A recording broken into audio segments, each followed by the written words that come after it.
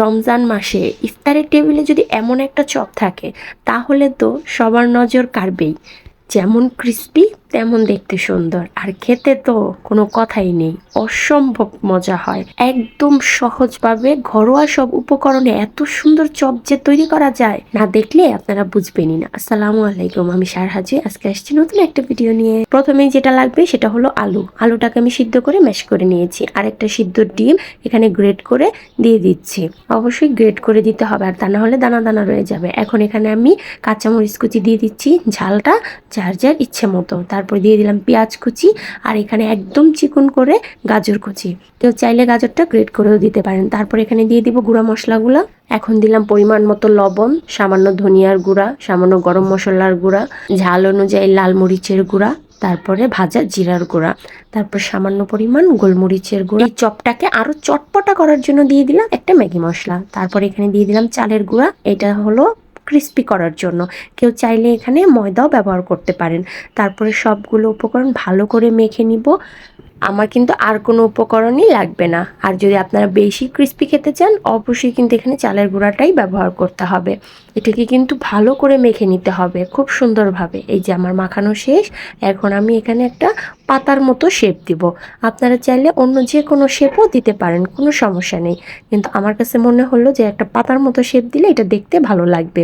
আপনারা ভিডিওটা দেখে বুঝে নেন আমি কিভাবে করতেছি। আর অবশ্যই যে কয়বার এটা বানাবেন হাতটা একটু ধুয়ে মুছে নেবেন, তাহলে এটা আর হাতে লেগে যাবে না। দেখছেন পাতার ডিজাইনটা করাতে কত সুন্দর লাগতেছে দেখতে। কেউ চাইলে চার কোনা গোল যেমন খুশি ইচ্ছে ডিজাইন করতে পারেন। এরকম শেপ দিয়ে দিয়ে আপনারা কিন্তু চাইলে এটা ডিপ ফ্রিজে সংরক্ষণ করতে পারবেন প্রায় মাসখানেকের মতো, একদম ভালো থাকবে।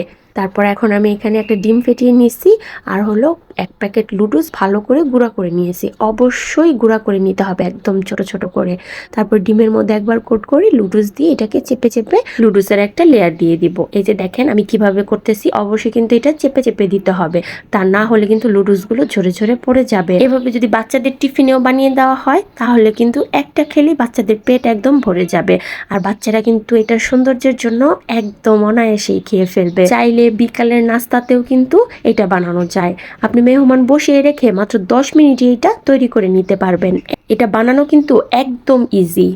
আর এটা বানানোর জন্য বাড়তি কোনো ঝামেলাও পোহাতে হয় না।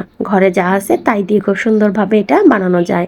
আমি সবগুলোকে এভাবে ডিমে কোট করে উপরে লুডুসের লেয়ারটা দিয়ে নিচ্ছি একবারে বানিয়ে ভেজে ফেলবো। আমার এই অল্প কিছু আলু দিয়ে আমার এই চপ 9টা হয়েছে। তারপরেও এত বড় বড় দেখছেন, এক একটা একদম আমার হাতের সমান হয়ে গেছে।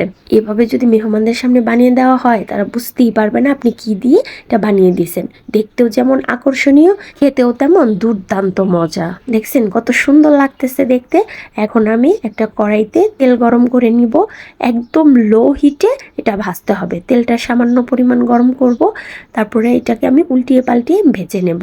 অবশ্যই কিন্তু এটা কিছুক্ষণ পর পর উল্টিয়ে দিতে হবে, আর তা না হলে উপরের লুডুসের লেয়ারটা পুড়ে যাবে, ভিতরে একটু কাঁচা কাঁচা রয়ে যাবে।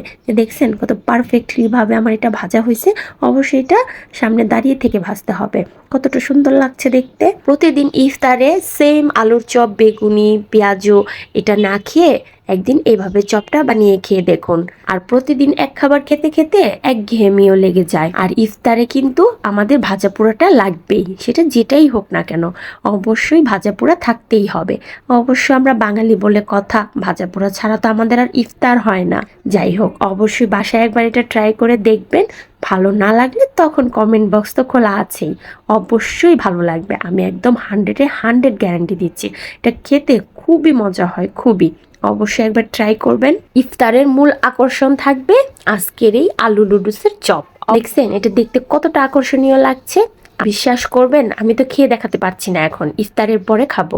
এটা এতটা ক্রিস্পি হয়েছে আর এতটাই মজা হয়েছে যে কি আর বলবো।